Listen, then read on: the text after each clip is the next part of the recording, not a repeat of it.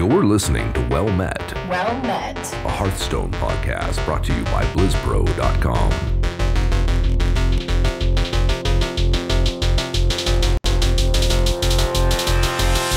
Well met.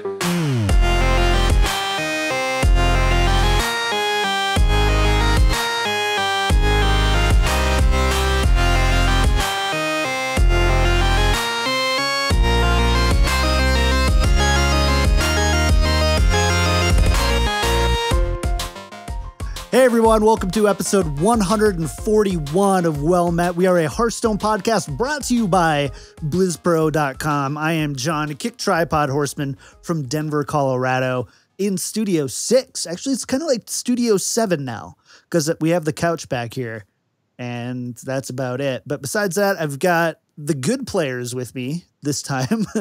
Don't tell JR I said that. Nashua, New Hampshire, the wild expert extraordinaire genius, and also doing some sweet scripting for Tempo Storm, DannyDonuts. Hey Danny.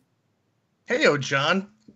Hey, you are the voice of Tempo Storm now too, so actually there's another girl who does the voiceover for it, and her voice is way better than mine and way more professional. She's the voice of Tempo Storm. I'm the voice of Tempo Storm when the voice of Tempo Storm can't make it.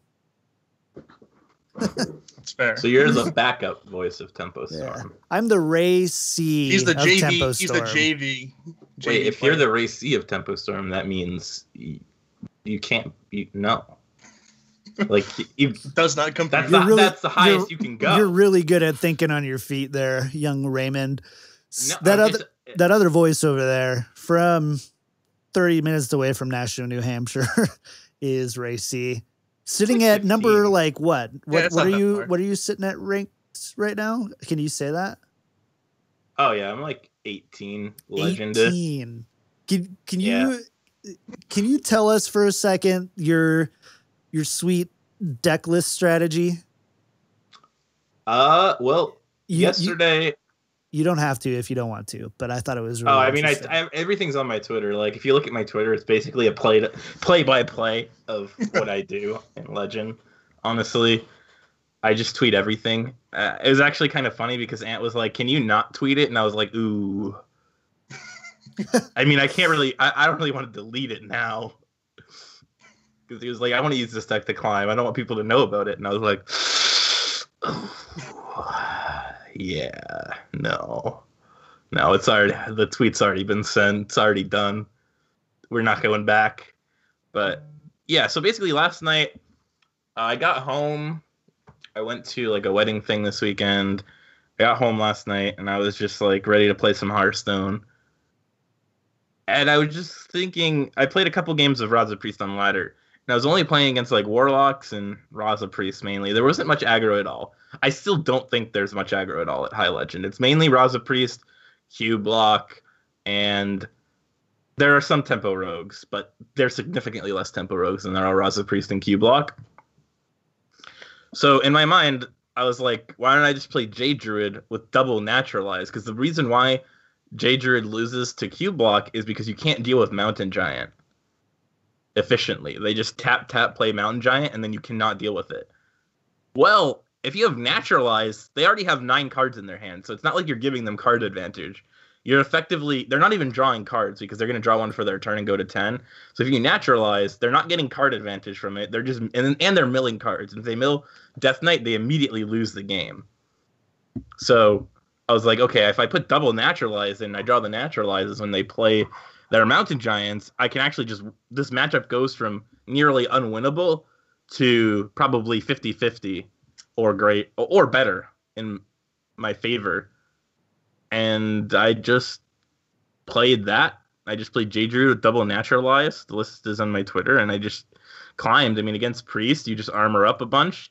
Priest never kills you. Sometimes you mill their Velen, Mind Blast, Smite, Radiant Elemental, Anduin, Raza, I don't know, any of those things, and you instantly win.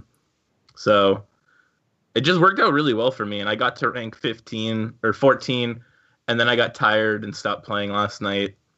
And then Dr. J needed help, so I gave him the list and stayed up till like 4 a.m. with him because we were on a hot streak. He was like, all right, I'll play your stupid deck until we lose. And then we went from like 100 to rank 5. And then we were like, all right, maybe it's time to stop now. It's like 4 a.m. and I'm real tired. So we stopped at rank 5 for him last night. And then that was really it. Like, I guess I'll have to probably help some more people today, but I don't know if it's caught on at all. I doubt it. For some reason, I just doubt it because it's so wacky. Like double naturalized Jade Druid. It's just so odd.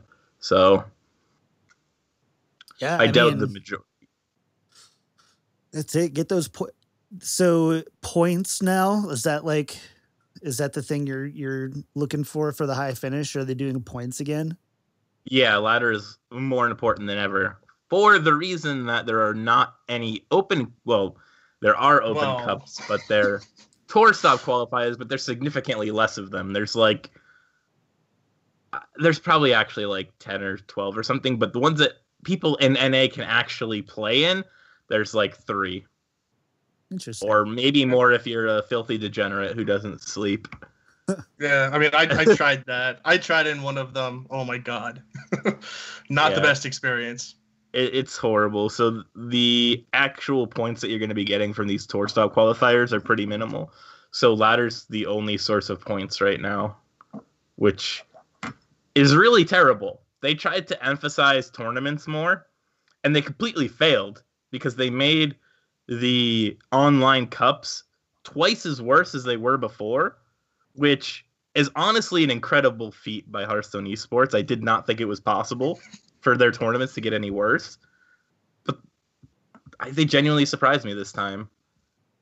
And I couldn't. They were so bad I couldn't even play in them.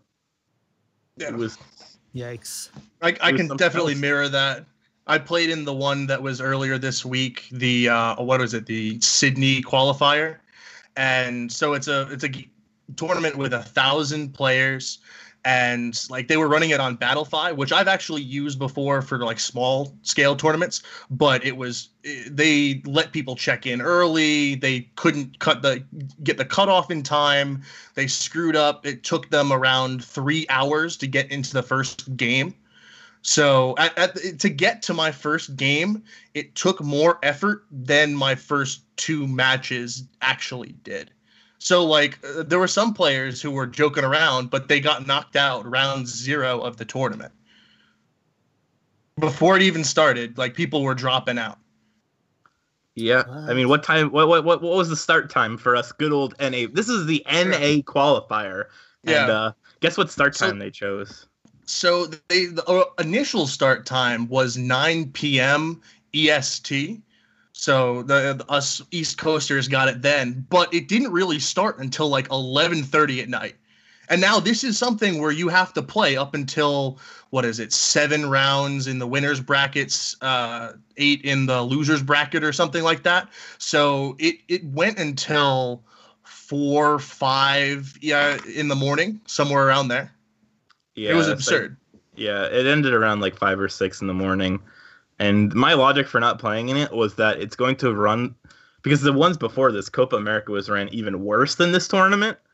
And by that logic, by the time I would have to leave in the morning to go to this wedding that I had to go to, like the tournament would still be like day 1 would still be going on by the time I would have to leave my house. Like if I started, like you have to check in at 9, the tournament doesn't start till around midnight. I have to leave at 6 in the morning. The tournament's not even over by 6 in the morning. Yeah.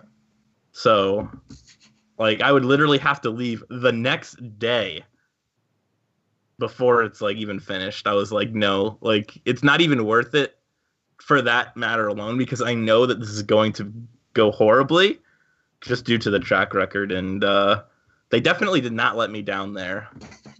Yeah, a lot of internal issues there.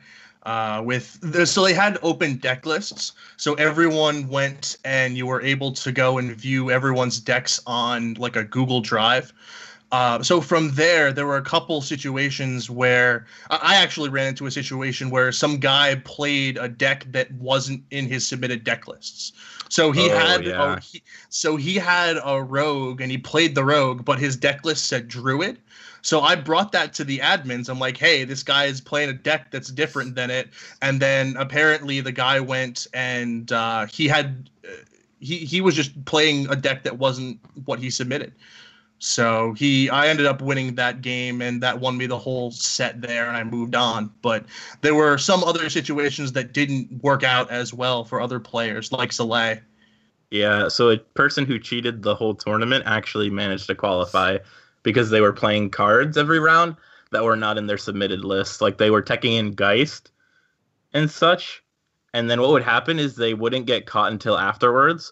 This is what happened with Soleil. Soleil caught it like after the game. He was like, wait a second, my opponent wasn't playing Geist in his deck. And then he brought it up to the admins, and the admins literally said, well, nothing we can do now. Yeah. I mean, you have proof, but we already moved him on in the brackets. We can't undo this. So that sucks. And the person admitted to it on Twitter, saying that they did it by accident, which may or may not be true. It doesn't really matter. They admitted it, so it was a thing. They were... And then you also don't say, oh, yeah, I intentionally went and screwed around with this. You always said, oh, no matter if he did it maliciously or not, he's going to go in and say, oh, it was an accident, guys. Right. And the thing is, there has been no official statement from the Hearthstone esports department, which means that person could get his free trip revoked, and he could get disqualified from the tournament after the fact, which would let... I guess they'd probably have a playoff for who gets the last spot, like between 5th through 8th. They'd probably play like a mini tournament or something to see who gets the spot. But all the people that he beat in the first 8 rounds where he was cheating and switching cards throughout his decks when he didn't get caught would unfortunately just kind of be out of luck. And the punishment for getting caught is only a game loss. And that not even a match loss, a game loss. It's kind of unfortunate because in these qualifiers, you don't have to use screenshots. This means you can have 3 of each class built. And if you wanted to take the chance in a match, so say I know I'm going into game 5 with a 90% chance to lose. Now, I could pick a deck that was highly teched to win that matchup. And if my opponent just was too focused on the game or whatever to not notice my deck list, or they just weren't looking, because some people... It's a lot, right? Like, you're playing in these tournaments, and it's hard to pay attention to the deck list and the game, yada, yada, yada. And not everybody's a pro. Keep that in mind. So I am actually better off if I don't have a reputation to uphold just cheating in that scenario, because the worst that happens is I get a game loss. I don't get DQ'd. I just get a game loss. So I was going to lose anyway, so why not try to cheat and win, which is like, that's obviously a terrible mentality, obviously, right? Like, that's super shady, scummy, whatever, yeah, super scummy. But from a perspective of a random who has no reputation and their only goal is to win, like, there are people who play card games, because I've been around the block my whole life. I've played card games my whole life, and the people who are habitual cheaters don't care. So in their minds, like, I've talked to people who cheat, who've been banned, and that's just how they think. They're just like, if I get caught, it's a slap on the wrist. Who cares? I can still keep playing. Even if I get banned, it's not a big deal. Like, they just don't care. They're just trying to win at all costs. And it's really sad, but the current system definitely needs to be changed. And they need to use a different program. They should not be using Battlefy. They need to do a lot of work because cheating is too easy. The start times are never actually the start times. The turnaround on sorry. I'm being realistic, John. Yeah. Come on. Yeah, we've been tournament mode. You what guys said that when Kevin was still on the show. You guys were pushing that around since then. I mean, honestly, not all the tournament mode needs is a specific place where you can put in 3 decks and lock them and only play with those decks. That's all That's all that needs to happen for a tournament mode. I don't care if brackets are done elsewhere. I don't care that. But like the thing that really corns my cob is when people are messing around with deck lists. I even dealt with it in HPL when I play with it, where guys would be playing cards that weren't in their submitted deck lists. And it's just like, you shouldn't be manually copy pasting deck lists. That just shouldn't be a thing. It needs to be a priority. We're at that point now, and we've been there for a long time. And I just I get it. I don't want a more difficult thing, but like, I don't know why, if we have like taverns and stuff, why we can't have a thing where you're sent a string that sends you to a tournament lobby. I don't know, choose 3 of your decks from your 18 deck slots and lock them in, and just boom, that's it. We had a chat about this in our chat where JR basically pointed out the truth that they don't care about the competitiveness of the game as much as they do casual things. Like Solo Player got a huge overhaul, and they did the dungeon run, which was great. The dungeon runs were great, but experience, yeah. Their spectator mode is still garbage, whereas they're putting those resources into things that are more casual in nature, like the dungeon runs, like Overwatch. Look at Overwatch. They're trying to make that super competitive. Focus on Overwatch League. Overwatch spectator mode got so many updates and huge overhauls, which I think you can attest to, John. Like, they've been working on that a lot. Just everything about Overwatch's competitiveness, they have been actively working on, and they've just been neglecting that for Hearthstone because they just probably don't need to. That's not where the money is for them. And that's what I'm thinking, at least. I don't want to, I think saying it's not important to them goes too far. But I do think that there are other priorities that they think is more important for the health of the game, which is a statement that I would definitely agree with. And, you're right. At the end of the day, how many people were affected by this thing? Let's just say a dozen in this last week. How many people are affected by not having something like dungeon runs? Hundreds of thousands probably who played that this week. And so I get it. At the same time, dungeon runs doesn't really make them money either, but it gets them in the game, which encourages them to buy cards, and which, it's kind of it's an exposure thing. Right. And yeah, I guess the people that the people who work on competitive Hearthstone care a lot about competitive Hearthstone. Otherwise they wouldn't have their jobs. But I guess not caring shouldn't be the right word. Their priorities are not favorable to the competitive player. From the client side solution, anyway, I would totally agree. Yeah. I think they've done great stuff for the format side. I'm really excited for the competitive scene this year, but I'm not excited to be a player that has to submit deck lists and go to Battlefy to do that. Right. The whole process was just honestly disgusting. It was rough. It was definitely rough. Out of the whole tournament, out of 1,000 people, 4 people get the invite. Luckily, my teammate, Hot Meowth, actually won the whole event. He went 10-0 or something. He just killed the event. But he lives on the West Coast, so it's way easier for him. His sleep schedule is very good for what their times are. He probably doesn't go to bed till 8 in the morning. So it worked out perfectly for him in that aspect, but I don't think that's the majority of competitive people. And with the way that they're pushing the game and the way that they're setting up these qualifiers have been during either A, work hours, or B, throughout the middle of the night. So people with actual jobs and the quote-unquote average Joe dream is just not a thing anymore. If you're a competitive player, you can't work a job and compete in these qualifiers right now until they change it. Mm-hmm. And I think people really like to overplay, the people who, tend to say yeah, but there's people saying bad things about their game or whatever, don't actually understand the impacts of that. I get it. Yeah, you're right.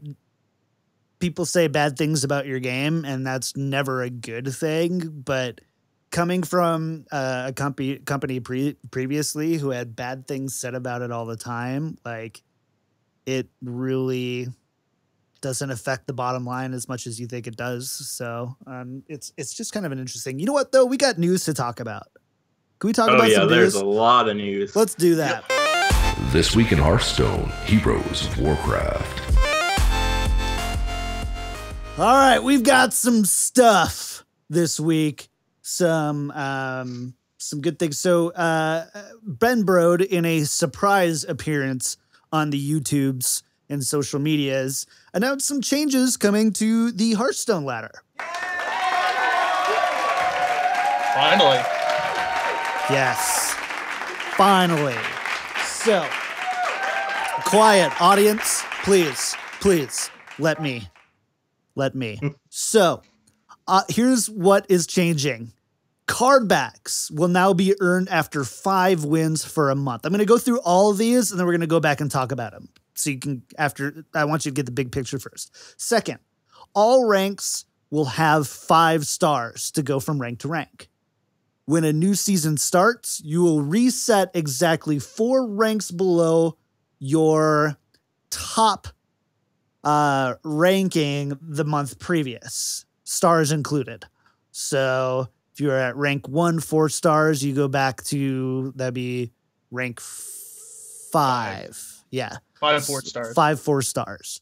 And if you ended at rank 1, 2 stars, but your highest was rank 1, 4 stars, you would go back to rank 5 4 stars. So there's that. Ranked rewards still go by your highest ranked earned during that season. There may be some rank inflation, but not to the point where everyone will be legend. So they're expecting, basically this is getting rid of the reset, right? So not getting rid of it, but it's replacing it. It's diminishing it greatly for most people. And then no changes to the win streak mechanics. So that does mean I want you guys to confirm that no win streaks 5+. Yeah. No win streak. So it's no still win streak. It's still going to be difficult to get from 5 to legend. I think that the amount of legends will definitely increase, but not by as much as people might think. I would say like after a few months, it probably would too, because you're going to see more people kind of climb up because they're not resetting. You know, a lot of dad legends who aren't going back to rank 17 or are now at 9, then go to 3, then go to 2, then go to the 1. And then, you know, you can kind of continue that. So like, I think it'll affect legends overall, but I think you're right too. At the end of the day, it's still a lot of games to play. But so let's talk about this first from the casual perspective. Probably one of the most casual pieces of the Hearthstone. I hate the word casual these days, but we're going to use the word casual anyways. What word do you prefer? Casuals. So card backs will now be earned after 5 wins for the month rather than having to grind out to 20. I mean, this has to be a great change for just about anyone, right? Except that I can't get to rank 1 and then not play for the next 2 seasons and still get my card back. But besides that, right? I mean, this is a good change, right? Yeah, I mean, from a competitive standpoint, this is amazing. This means that I can now grind every single server if I want to because of how easy it is to get legend. The main difficulty that legends, we're talking about getting the card back for the month, Ray. Slow your roll here. Oh, the card back. Gun. I know you're not like used to worrying about if you're going to get your card back this month. Let's be honest. I don't even know I get a card back every month. It's true. But I've never used the card back until now, which I didn't actually talk about this before. That's what I wanted you to talk about, by the way. I could care less what deck you're running. I just thought that this strategy with card backs was brilliant. Yeah, I mean, now that I actually have to use different card backs, this is almost relevant to my interests, right? So basically, when you're in high legend and you're queuing, if you use the same card back every time, people are going to know it's you, even if you're in offline mode, which is what every player uses to play now. If you're in High Legend, you're playing in offline mode because it gives you a strict advantage. People don't know your name, don't know your rank, so they don't have an idea of what you're playing.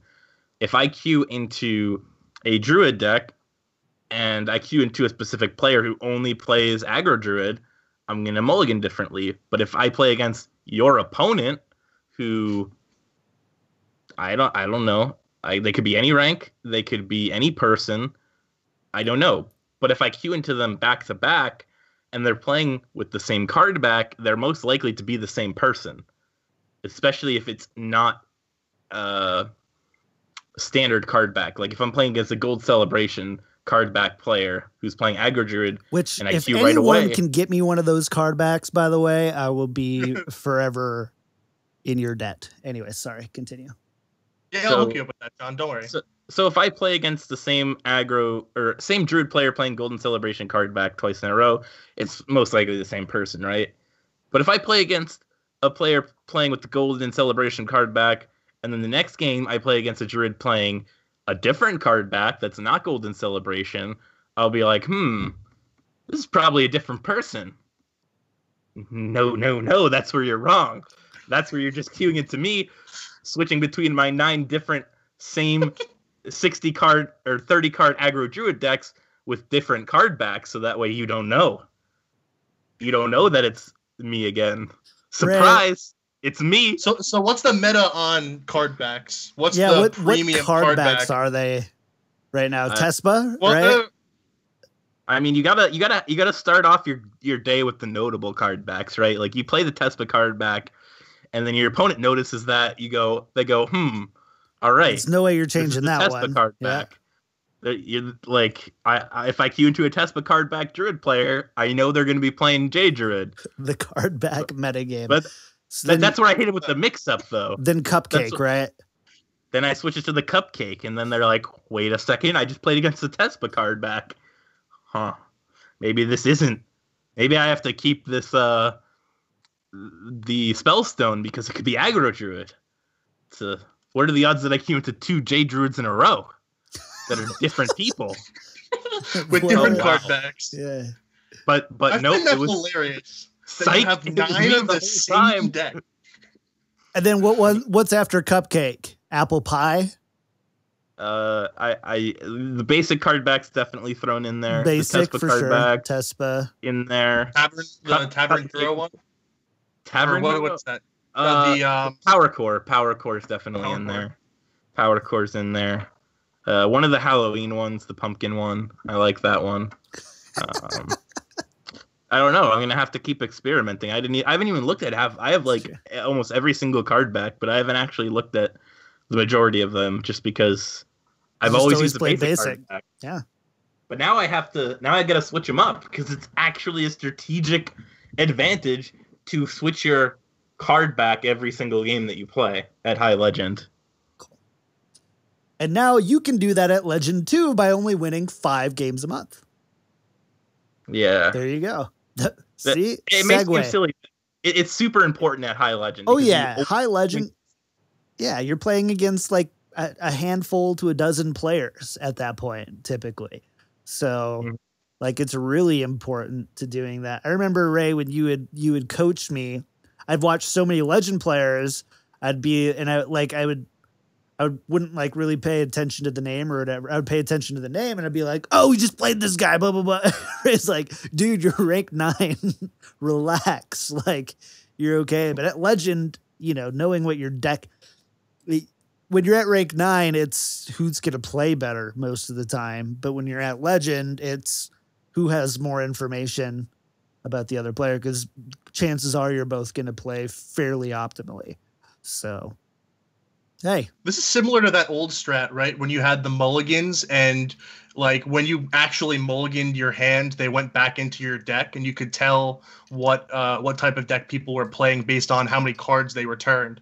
So it's like another game of information. Handlock versus Zoolock. If you tossed them all, It's handlock. If you kept them, chances are it's Zoolock. Yeah, it's definitely like that. Remember when there used to be an issue with the game where like certain deck trackers, it was only for a couple weeks, but certain deck trackers would pick up cards that were mulliganed.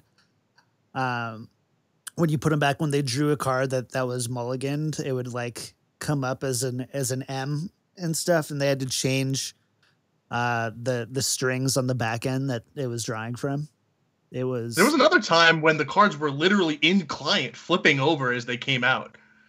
Do you remember that? I don't remember what the reason was for that, but there was another period where certain cards would flip over in client.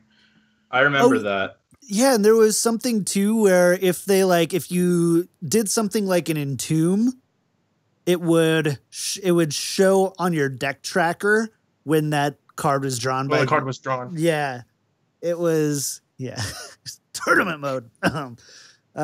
Anyways, let's talk about this other one though. All ranks have 5 stars, so this is probably one of the biggest changes. I would say even bigger than the other changes, except for the 4 ranks thing. It is going to elongate your grind a little bit if you take a few months off or whatever. It's basically like you're at rank 5 with win streaks at that point, right? So Ray and Danny, honestly, you guys are both legend players. 5 ranks, no matter where you are. I mean, this doesn't really affect you that much. But overall for the game, good change. Yeah. I think it is because you have the new player experience from 25 to 20 where you can't lose a star. And I feel that giving them more games between the 25 and 20 allows the player base to separate out between the brand new guys and the people who have been away for a week or a month and haven't really played much. So I feel that gap right there allows the player base to spread out, because that was one of the issues going into the ladder, that everyone was packed together between the space of 22 and 16 to 15 at the start of every season. So now that's going to be spread out dramatically. Ray, any other like meta insights, like what card backs you should use based on? No. I just think that it's going to make the legend grind a little bit longer for people at first, but like Danny said, it's just going to help separate people who are actually grinding up higher than new players. So I think it's fine. It's kind of irrelevant to me though. Right. A lot of these changes will kind of not be that big of a deal after a couple of months, right? Yeah. These are all very positive changes. Yeah. So the big thing. Yeah, go ahead. Oh, yeah. So the big thing for people who are legend players is that it dramatically cuts it. Your grind. It essentially puts it in half. Like the normally. It puts you at rank 5, which is typically the halfway point for most grinders. Yeah. Which, I mean, for someone like me who I play, obviously I'm in the wild mode and everything, but I'll grind up to legend every single month. And then depending on if I'm tryharding, I'll try hard. But otherwise, I'll just meme around and experiment with a bunch of stuff. So now I get more fun out of the game, whereas I don't have to grind as much to get to my cutoff point, at least. So, like, this is an amazing experience for people who are just like me, who just try to go for a specific threshold or whatever. And it also helps out with wild, because for the queue times at the start of the season, you'll typically have someone go out really far ahead. And like in December, when I was first to legend, my queue times were like 10 minutes in between games. So like now everyone's going to be around the same area with the same skill level at the start of the season. With a 10-minute queue time, though, what you can do is bust out your phone and on your other account, get your 5 wins for that card back on another account. So, you know, consider it's pretty that. Cool.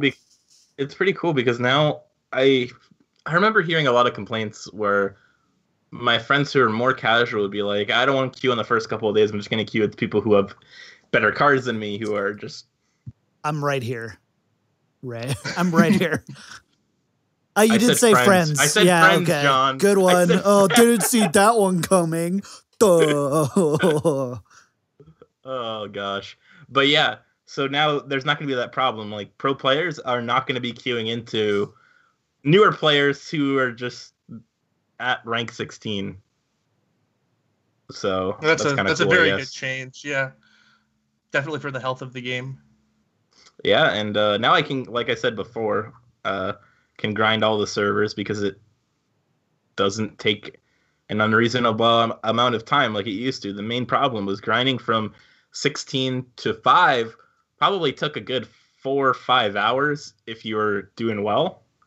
Like, this is like you're on a hot streak if You're you're making taking, like, so many people feel bad right now. So many people are like, "It take me 75 hours to do that." That's actually my internal voice, by the way. That's the voice I make in my head to me.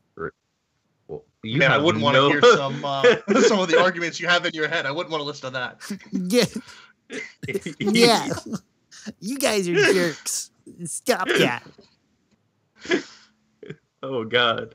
But yeah, it's gonna make the climb much more bearable, and it'll be a lot more fun to see everybody that's like a pro player in Legend after the second day. For the most part, everybody's gonna get Legend pretty quickly, I'd imagine.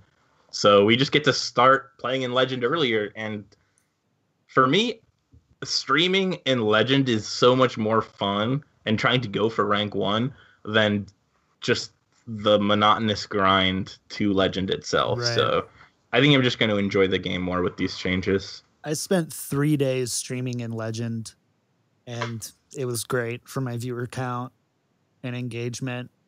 And people take you so much more authoritatively. It's like when I was rank 5 and I would say this thing, you guys wouldn't believe me. But now that I'm Legend, you think I'm a god. No. That's how my stream treats it. Back then, back in the day, Ray. This is back in the day. And also, understand. Ray, I've seen your streams, and I don't trust anything you say or do. They are something else. Sometimes I hit the nail on the head, like double naturalized J Druid. All right, It's true. Or Taunt sometimes. Warrior. I remember you came out with Taunt Warrior first. Oh yeah, I was the first person to make Taunt Warrior back in the day. Yeah. I don't know. I have really bad ideas, and I just need to do it to get it out of my system. But every now and then, they're not actually bad ideas. You're like There's the a bad gem in the idea. rough. You're the idea guy who 98% of the time is just wrong. But that 2% makes people billions in Hearthstone stars. So it's a good thing. It's a good. Glad you're on the show to give everyone advice. Because I know. Yeah. Because 2% of the time it's gonna work. 2% of the time. So 2 minutes out of this podcast is take the most valuable 2 minutes, and it'll be really great for you. That was the card back section. That was the card back section. Honestly, it was. It's so true. There should be people at like rank 15 who are like playing different card backs offline. Named KickedTripod. It's just like, Ray said to do this. I'm doing it. And I'll be like, it worked for me. I had a win string from 15 to 12. Anyways. So delaying the podcast for a day because we were busy actually ended up being very beneficial to us because the new Nerfs were announced today, John. They were, and these are some pretty exciting ones, especially for Danny in Wildland. This makes a big deal. Let's go ahead and talk through these one by one. The first one, Bone Mare. This used to be a 7-mana 5/5 battle cry. Give a friendly minion +4/+4 in taunt. Now costs 1 more mana. So now it's an 8-mana card. And Danny, good change. Yeah, I'm happy with it. After playing Standard and seeing how Tempo Rogue was, I feel that this Bone Mare change was definitely needed. Bone Mare, essentially every single time I've played against a Tempo Rogue, right? Turn 6, you need to clear their board. And like the 6 was the pivotal turn where it's like, if I'm playing like a priest or something, I'm just getting my clear, and maybe I can't clear like a dragon or something because I'm using Dragonfire Potion. And then they would just top the Bone Mare down and I'd get killed from that. I think that raising this up to 8, it it jots for the deck. That's in like Priest. Anduin can come down right after. So the Bone Mare and whatever gets buffed by the Bone Mare both die. Whereas you used to have that extra gap turn from Anduin where you could go and burst them down. Sure. Ray, what do you think about this one? I think the Bone Mare one is the one that I'm least surprised about happening, but also like at the same time the most surprised that they actually did, because Bone Mare didn't feel like it was that much of a problem card to me, because it's so, I don't know, it's just turn 7. It feels like it's not as degenerate as something like Patches or the Corridor Creeper, I mean, or maybe Kelseth. It just didn't feel like that they were gonna do that. I didn't expect it, but it's not unsurprising because obviously that card is one of the core neutral cards that were like in a package together. You'd see Pirates, you'd see Kelseth, you'd see Bone Mare, and sometimes you see Spiteful Summoner, and they're all kind of like packaged together where you could put that core set of neutral cards into any deck and it would be playable. So it was a big part of that core, and I'm not surprised to see most of those cards nerfed, especially Bone Mare. The nerf is going to make it a lot less playable. I still think it might see some play, but it's definitely gonna it got nerfed, man. And I'm not surprised to see it happen, but I'm excited to see how these aggro decks adapt. Sure.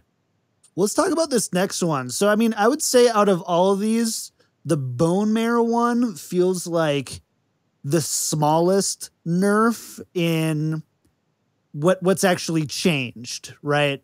It might take it from playable to unplayable. I don't know. I don't personally think so, but like it might take it from there. But like these other ones are fairly big ones. So the first one is Corridor Creeper. Used to be a 7-mana 5/5 beast. Reads cost 1 less whenever a minion dies while this is in your hand. Has been changed to a 7-mana 2/5. So it was nerfed 3 attack here. And wow. Like that just kind of, that took the wind out of the sails for me. I love 5/5s in Hearthstone. 5/5s are probably my favorite stat line in Hearthstone, and like a 7-mana 2/5. Obviously, you're never gonna pay 7 mana for it, but I don't know, Ray. Is it worth? Is it worth playing Corridor Creeper anymore? I think that the aggro decks are not going to play it anymore because obviously the aggressive stat line is gone. I think that Corridor Creeper is relegated to board cleanup or just something to contest a board. Maybe it goes into a control deck in the future. Maybe, I don't know what it would be, but like, let's just say Control Paladin is a thing. Like, maybe they could play Corridor Creeper now because after you get Quality Consecrate a board, you make a 2/5, and that 2/5 can now get buffed by Spike Ridge Steed, whatever it is. So but I don't know. I don't think it's going to be aggro. I think you could definitely see this in like aggro druid. Like aggro druid's a deck where you rely on the beast synergy tag a little bit more because you have the Mark of Yashiraj. Maybe this is because I play wild and our version of the deck is a little bit more centered around the like the beast synergies, but I feel that Corridor Creeper definitely has some playability in an aggro druid deck. Mm-hmm. Yeah, for sure. And so we got JR, what's your thoughts on this, buddy? Oh, which one were you talking about? I just hopped in. Corridor Creeper. Hey. Oh, so that became the little grub creeper now, right? Oh, I just remembered the meme. So in the set reviews, I was a sleeper. In the dungeons, I go deeper. You guessed it right. I'm 3 attack cheaper. Right. That's where the MLG air horns come in.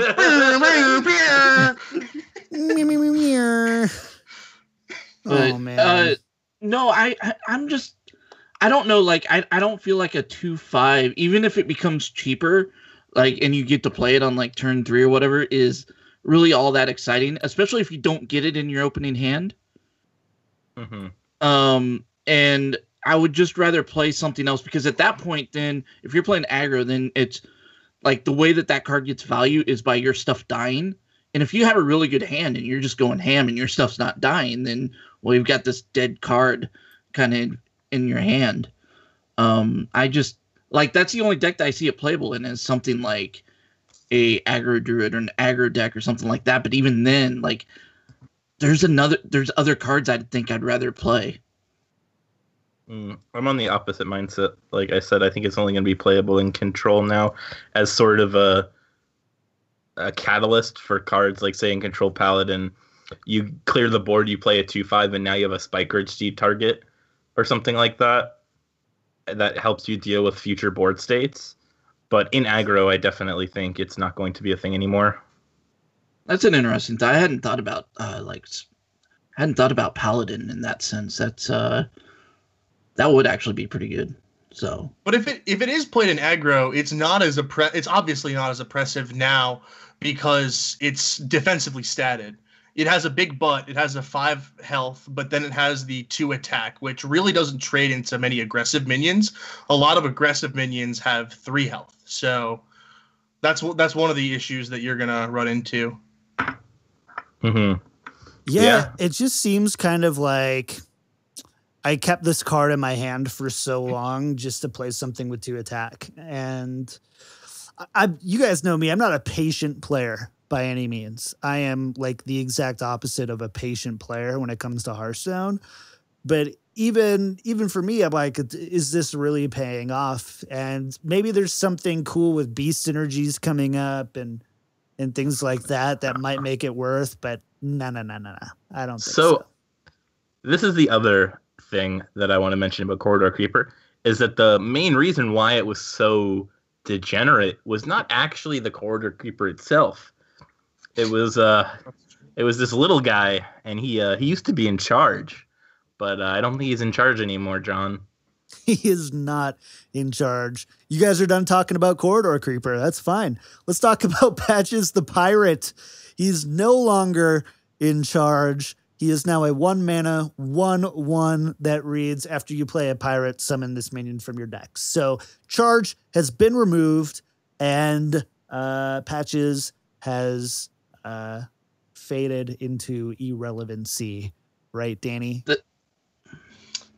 You guys, yes. Not for you guys, yes. For you, not in Wild. I feel that Pirate Warrior Ship's Cannon is just such a strong card that being able to get a 1/1 pirate out in the early game, even if it doesn't have charge, is devastating. That is snowballs the game for aggro. So Pirate Warrior will still run it in Wild because of Ship's Cannon, but I feel that for most standard decks, any standard aggressive deck, you're not running pirates anymore. Which, you'd only be running them for the next month anyway, yeah, because it's going to rotate out. That's what surprised me the most about this nerf is this card's rotating in a month out of standard. So this was purely because they decided we didn't want this card sitting in Wild forever in the way that it is. Which, new standard cards affect Wild. So... yeah, it makes sense. And it's nice to see them consider Wild for those nerfs rather than just throwing overpowered cards into Wild, actually nerfing them. But to be fair, in Wild, Patches isn't overpowered. Aggro is on the decline in Wild right now. We're in a control meta. We are in a pure control meta at the moment where you have control and combo, and aggro is barely even sneaking in. So I read the script. Yeah, I know. I wrote this script. So it's did you say it was sneaking in though? Yeah, I feel that for certain aggro decks that play Ship's Cannon, which right now is Paladin and Warrior, I could probably see it not fitting into Paladin. I only think I see this in Wild Warrior, Wild Pirate Warrior. Unless they print something in Standard that... Yeah. Yeah, it also makes me wonder if they did it in Wild in this way because to open up quote unquote design space for new cards that they might be bringing in that might be completely broken with patches in Wild. Maybe they just didn't want to make us suffer for a whole nother month. Maybe they just said, "All right, we'll give them a break. They've gone through enough of this. Let's end the suffering." Because with patches gone, Corridor Creeper, even if it didn't get nerfed, would have been nerfed. Not like, I don't know. It would have just kind of been collateral damage, you know. Because once patches was the main reason why you kept seeing 0 mana 5/5s on turn 3, because the patches would hit into a patches and reduce the cost by 2. But now that patches is gone, I feel like Corridor Creeper actually got worse, which means I think that the nerf might actually be too much, but maybe they didn't want to risk it. They just wanted to get that card out of the way and say, all right, we did not expect this to blow up like it did. Yada, yada, yada, and then we'll nerf patches because it'll make the Wild meta potentially healthier and open up design space while also liberating the Standard community for a month and changing up the meta for a month. Maybe that's why. And if they can do it, they can do it. And they're making room for Quatches, which is a 1 mana 1/1 beast with charge that reads after you play a beast, summon this minion from your deck. Quatches. Yeah. Is it a duck? It's a duck. Oh, baby. I hope that's a thing. It's a rubber ducking. Meta.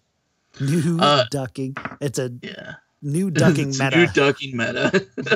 New ducking meta. Oh, my God. All right, so that's the name of the episode. Yeah. New ducking meta, boys. My favorite change, though, to patches is the fact that they're going to put in a new voiceover because he's no longer in charge. He can't come in and say, "I'm in charge now," because he's not. So what is he gonna say? I'm sleeping. I'm summoning sickness. Yeah. I'm in summoning sickness now. You.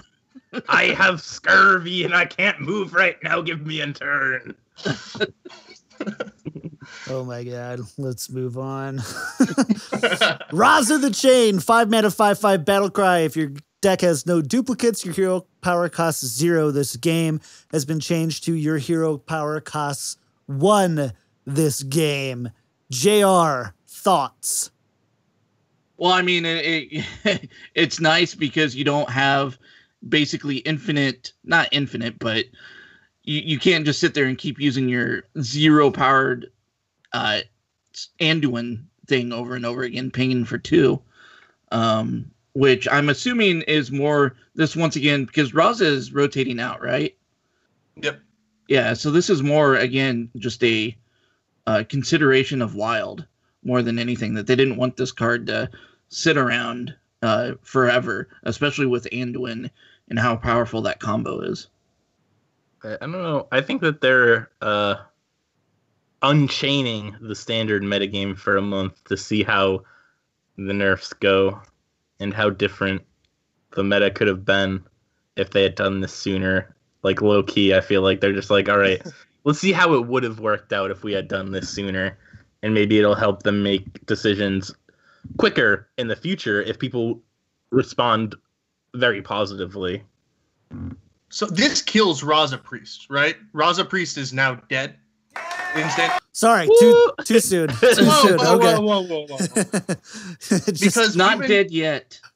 But we've been theory crafting in Wild, and because we have Spawn of Shadows and its explosiveness, we're thinking that you could probably make a tier 2 version of this deck with Raza with hero power being 1 and like Emperor Thorison, and just similarly to how you guys play you play it in Standard with Raza, and you got to combo all the stuff off. Well, in Wild, it was just gather any 4 cards and then kill your opponent. Now it's got to be a little bit more specific, but you can still use this in Wild, which is what I actually really like the way they nerfed this. Mm-hmm. Yeah. I think that it's going to be interesting for this last month because now it means that Warlock did not get any nerfs, right? So Warlock's number 1 enemy was Raza Priest, in my opinion. So now, with Raza Priest out of the way, what is there to stop Warlock in this next month? I feel like you can more now focus on countering Warlock instead of worrying about Warlock and Priest.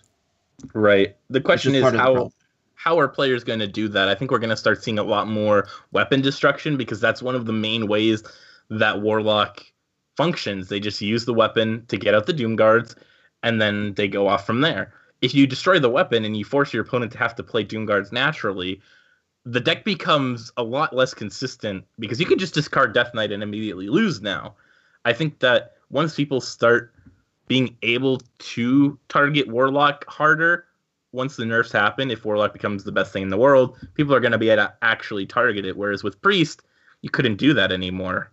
Like, you can't really target Raza Priest. If they draw the nuts, you're going to lose. So with Warlock, I think it's much more counterable. You can play silences, you can play weapon destruction, and things like that. So it's going to be interesting. I feel like people are overhyping how good Warlock is going to be. I think at the beginning of the cycle where the nerfs happen, I think everybody's going to be on the Q Block Warlock hype train where everybody's going to be playing it. But I think that we'll just see the metagame evolve. We'll see more Acidic Swamp Oozes getting played. We'll see more Spellbreakers getting played. And eventually it'll probably balance itself out since it can actually be countered. So I just thought of something. Going back to the corridor. Yeah. I don't know how, but going back to the Corridor Creeper and like, could this, the way that everything's shifting now, where could Evolve Shaman make a comeback, and would Corridor Creeper fit into there? That's actually really interesting because I think that Corridor Creeper could definitely be played in Evolve Shaman, obviously, because you just evolve it. So the stats don't matter. It's the cost, right? Right. But then against, like, if you're countering Warlock, you're using Devolve or something like that to maybe get rid of, if they're using cubes. Most of the time with the cubes, they kill them on the turn that they play them, though. Yeah, I don't know. It's going to be interesting. It's hard to say, but I think that we're going to definitely have to think up some new things, and the meta is going to change up a bit. And I think that the very beginning of the metagame, we're going to see a lot of Warlocks. So the people who are able to come up with the counter decks are going to be really successful. Yeah, I would totally agree with what Ray said because he's way better at the game than me. So that is I do like the one piece that we'll see. I've even seen people like tweet us on Twitter and stuff already. It's like, it's a very try not to see nerfs in a vacuum. Let's just say that. Try not to see nerfs in a vacuum. Not just the cards that nerfs or buffs directly affect, but indirectly, like new cards that might be played in its place and stuff. And I think that'll give people a lot more perspective on a lot of these nerfs because, a lot of times it's like, oh, they want Warlock to root all over the place and stuff. And then, JR immediately is like, well, think of how it affects Shaman and Evolve Shaman. And there's a lot there. And it's only for a month, right? Because or a month and a half because they're going to introduce new cards. Cards are going to rotate out. The meta is going to be completely different. Yeah. Yeah, and people are expecting, I've heard rumors of Doomguard going to the Hall of Fame to help the Warlock issue if it's a thing. So I think this month is a really good test month to gauge whether or not cards should go into the Hall of Fame or just how else they can balance the game once the rotation hits. Yeah, definitely. Hey, guys. We did a show today. We did. That was the shortest show I've ever done. Yeah, it's really nice not having JR talking the whole time. Just kidding. Just kidding. You missed. I was on Ray's case pretty hard today. It was good fun. JR, it's good to have you, though. It feels like it's been a while since all four of us have been here. How long has it been? Sorry I'm late. Just work got in the way. I couldn't be here in time. Yeah, just take it out of your dust paycheck. Minus 7 dust. Minus 7 dust. But you know what? You're going to be getting that dust back once you disenchant patches. Yep. Why would you? He's still really good. He's not in charge anymore.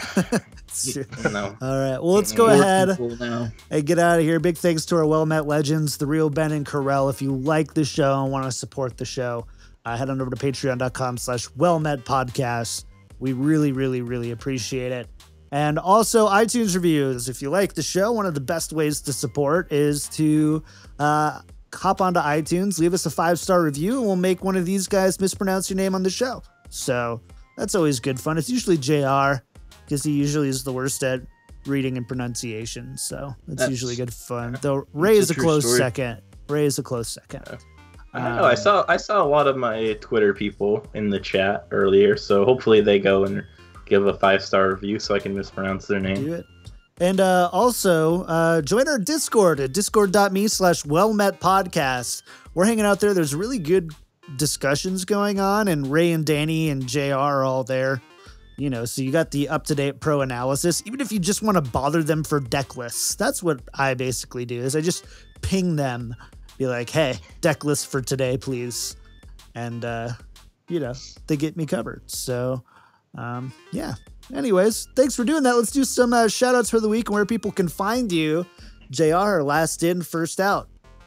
Oh, man, I can't think of any shout-outs. Just shout out to you guys for bringing me on for the last 10 minutes to talk about stuff I've been wanting to talk about all day, but couldn't. So thanks for bringing me on for a few, even though I was late. And you can find me over at Twitter, @Eldorian. Awesome. Danny, what about you, man? So this week, I actually want to give a shout out to Craig and Nate from the Into the Wild podcast. I was a guest on their podcast earlier last week, so I got to go in and essentially talk about Wild for an entire podcast, which is pretty sweet. It's a really great podcast. I was supposed to be on it tomorrow. They invited me to be on it tomorrow, and then I had a job interview come up last second, and so I had to reschedule. But they're really cool guys. So big shout out if you're a Wild fan, Into the Wild, go check it out. Type it into your podcast feed of choice and give it a listen. Yep, and you can find me on Twitter at DannyDonuts_HS, my Twitch, DannyDonuts45. You should also listen to some of the new Tempo Storm content that John and I are putting out. So the Wild community of Tempo Storms now putting out YouTube videos. So we rattled 2 off so far, and there's a backlog of about 4 or 5 more coming out soon. And I'm not actually contributing to the content. I'm just the voice of it because I spent way too much on my microphone setup. So that's, if you want to get into it, just spend a lot of money on your microphone setup. And you too can do voiceovers for Tempo Storm and other websites. Not Ray. Yeah, Ray. What about you, man? You can find me on Twitter at PG_RayC. Shoutouts to pretty much my team of grinders out there. Me, Dr. J, Shoop, Sidonia, all those homies. We're going to be out here grinding for the last, 27 hours or so of the season. It's going to be intense. Nice. I'm excited to see where we all finish. Why don't you guys do it in buildings? In what? In buildings. Why would you want to do it in tents? I don't. Do it in tents. You said it was going to be intense. Play the Boo soundtrack. You said it would be intense. You're going to be grinding Hearthstone intense. It's going to be intense. Oh, like in a tent. Oh, wow. That was really good, John. You should probably go boo yourself. I was going to say, whoever left there, we got a 1-star review one time from my dad jokes. So prepare for a few more. Why now? Prepare for a few more. I think I just died on the inside. My favorite joke, so in World of Warcraft, you could type /joke and your character will say a joke. My favorite one is one of the male human jokes. He goes, I'm a wigwam, I'm a teepee. I'm a wigwam, I'm a teepee. Relax, you're 2 tents.